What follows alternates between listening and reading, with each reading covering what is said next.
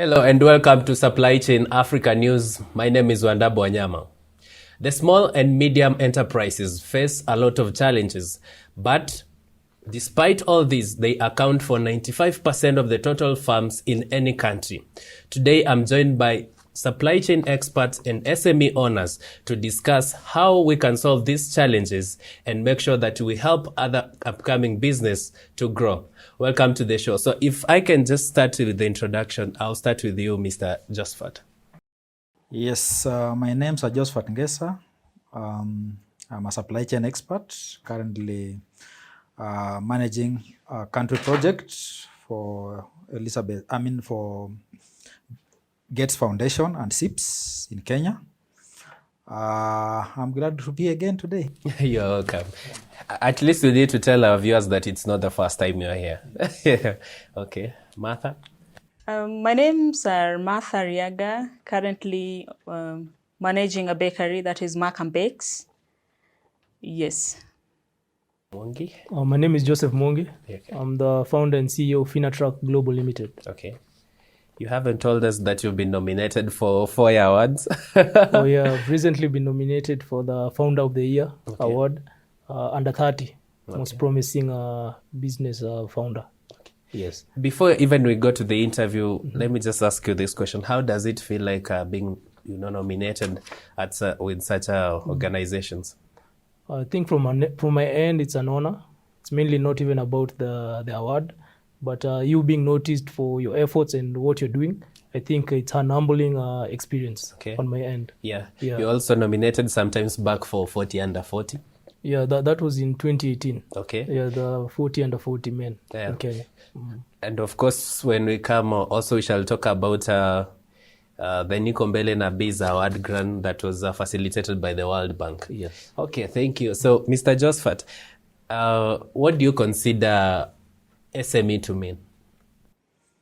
I'll use the definition given by the Small and Micro Enterprise Act 2012, which defines a micro enterprise as one with less than 10 employees and a turnover of 500,000 Kenya shillings, and one whose financial assets and investments will be determined by the cabinet secretary from time to time. In January this year, the Africa Continental Free Trade Area Agreement was signed. What does this agreement mean for SMEs? It means a lot. One of the problems SMEs face is the market access. And one of the things that is being brought by the Africa Continental Free Trade Area is market expansion. So we are looking at 1.3 billion people, and that's a huge market for the SMEs. That's one. Two, we will because of that big market, we'll have it will attract a lot of investors, both within the continent and from outside the continent. So what that means is that the SMEs will be able to collaborate with international investors to increase their ability to produce, and the SMEs also within themselves will be able to collaborate and gain economies of scale. And when they gain economies of scale, what that means is that then the costs of supplies to their customers are lower, and therefore they're able to get to sell more and get more profit. Okay. The third one is they'll be able to, because of one of the objectives of the Africa Continental Free Trade Area is to remove tariff and non-tariff barriers within the continent as the countries trade amongst themselves. So one of the challenges, again, the SMEs and the micro MSMEs face is those barriers and non-tariff barriers. So when they are removed, it opens borders for them, and it expands markets for them also. Okay. Maybe the fourth advantage is technology transfer. Okay, because when they collaborate with the international investors, these investors are able to bring in best practices, which helps them to produce more and improve the quality of their supplies. I can give you an example of countries like Nigeria, for example, who have even put restrictions, trade restrictions, manufacturing restrictions ensuring that all goods are manufactured within. If you are a foreign investor, you have to manufacture within the country. Okay, so what that means is that the locals get access to best practices and are supported by the international investors. Okay, yeah. So there are many other benefits, and we will see as we move along.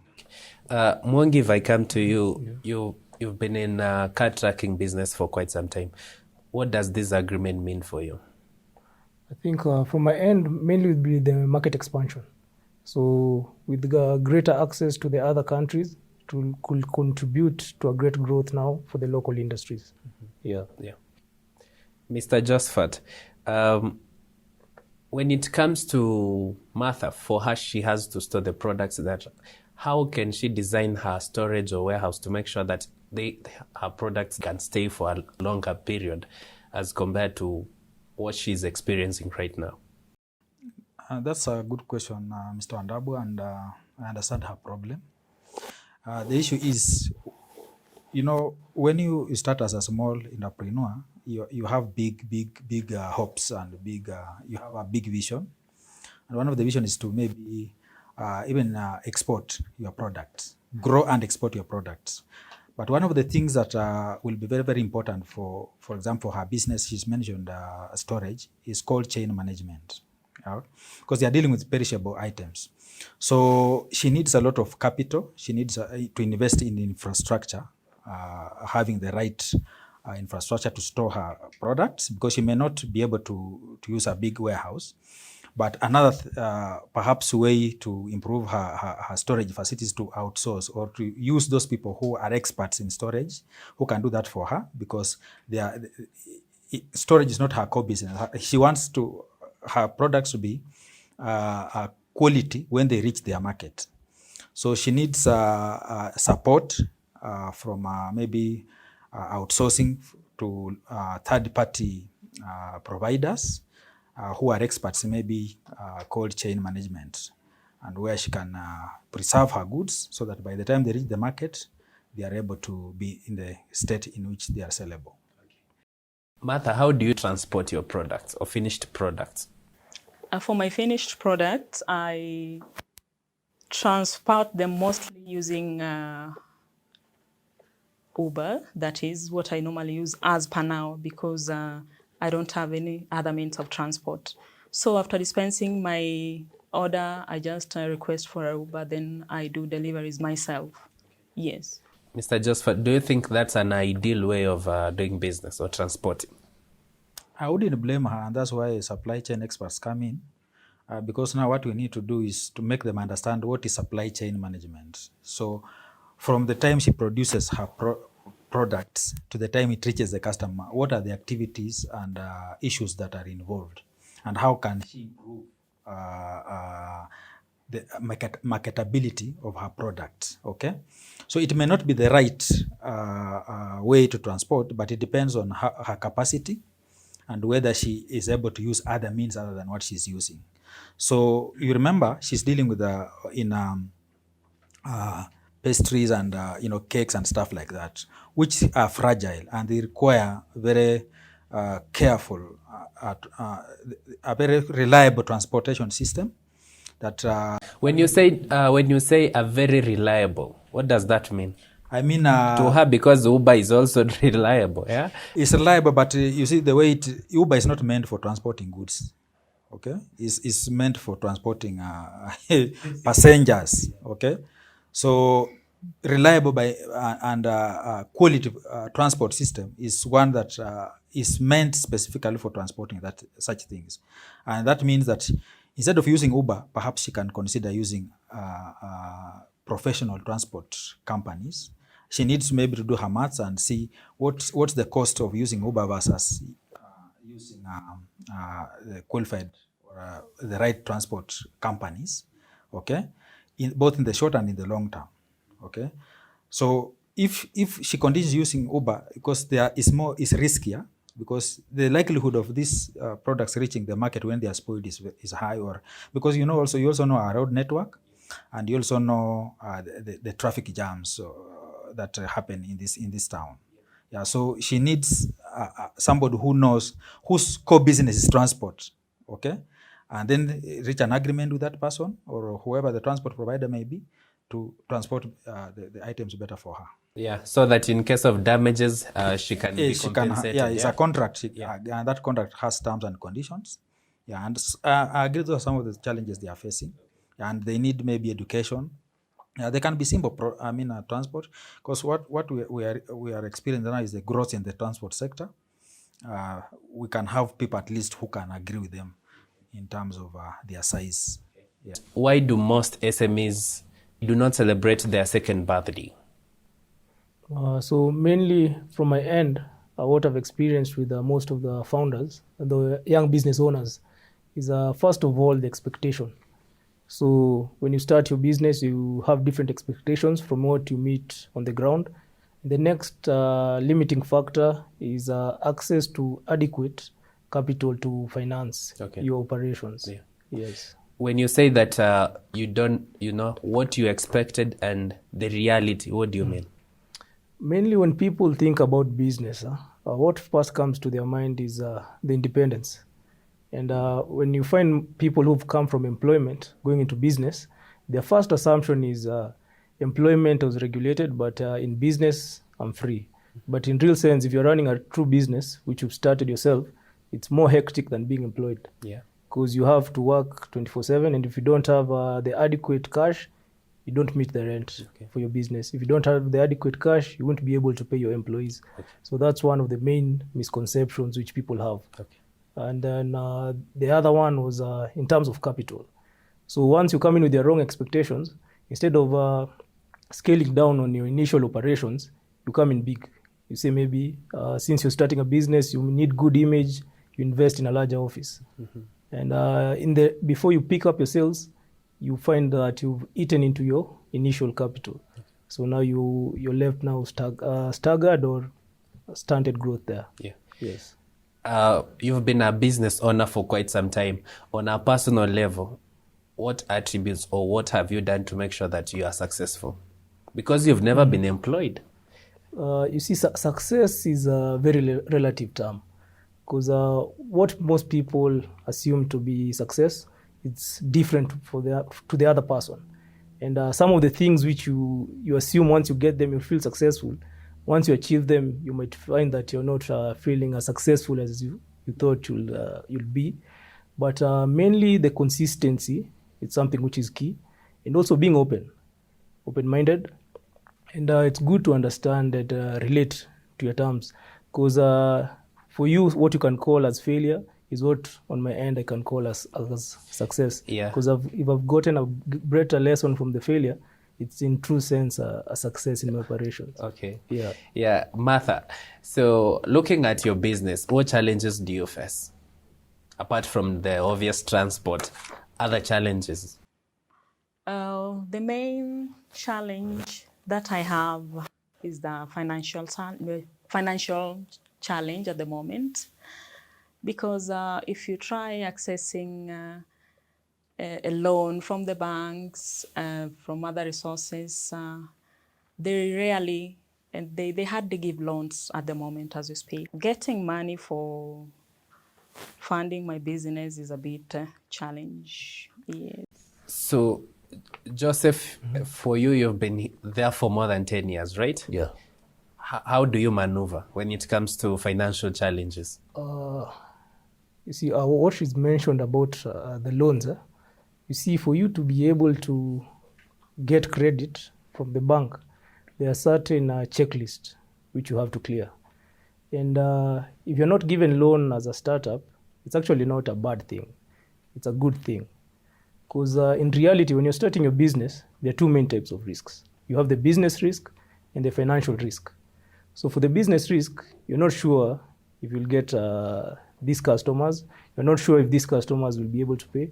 And for the financial risks, these are your obligations, the things which you have to pay. So if you get a loan when starting out and your business risk is high, the financial risk will be a clear risk for you because every month you're supposed to be paying the bank this particular cash.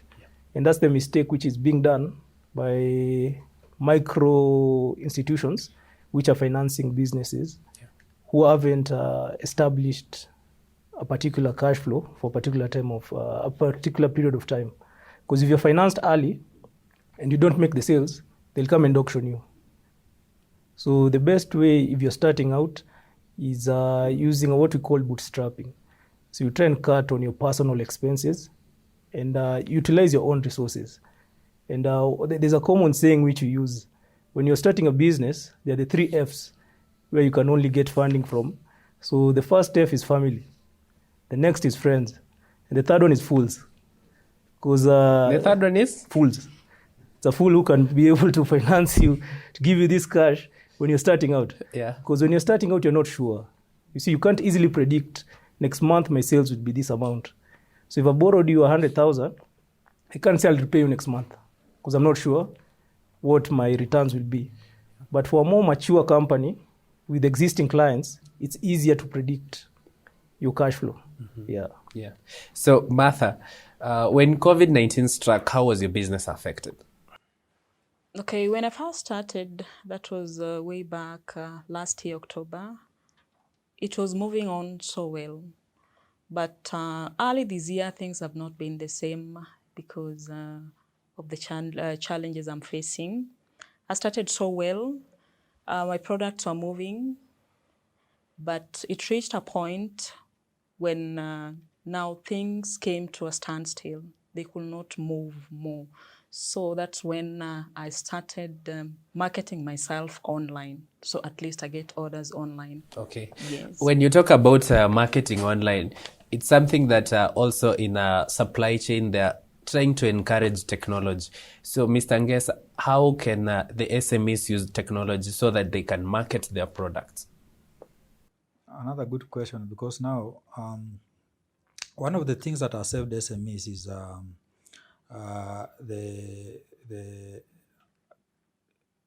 the coming of fintechs. Okay,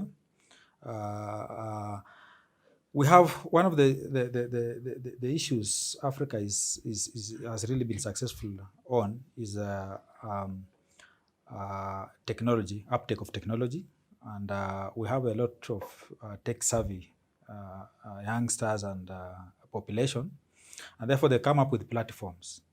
Okay, digital platforms where small and medium entrepreneurs can market their products and even sell and buy their products from. So I would encourage them to use these platforms to get in touch with the providers of these platforms so that they are able to market their goods, and it's actually instant. Joseph, I know you are very good with social media marketing. How do you go about it? So for social media, of course, the best advice is to start with the free options. So you have the social networks, which are free. Start with those, and with time, also now invest in the paid adverts for your particular products. And also another thing with social media, there's a different type of return from social media, because at first you might realize a lot of people are commenting or liking your goods and services, but it's not translating To sales. Yeah. So that's one of the key challenges, because for social media it's mainly about the hype. So you get awareness. So once you get this awareness, now from there you're supposed now to convince these people who have already noticed your products and give them the desire to purchase now these particular products or services. Maybe just to add on that, it actually is very right. The use of social media is more about hype, but now the challenge, like he's saying, is how do you monetize the awareness? Conversion. Okay, yes, how do you convert it to real cash? Yeah, so it's a big challenge also. Okay. Yeah. The other day you were a beneficiary of the World Bank Nikombele Nabiz award. How was it like? So of course the process was long. It's actually something which we started the application in 2019. So it was advertised. Some people heard about it. Some didn't pursue it. For us who did, some were cut off during the process. But for the guys who are able to manage and go through the whole process, we were granted now the award this year. Okay. Yeah. So how did your business benefit? So mainly, I can say first of all, is the which we get from such an appreciation as a team or as a company.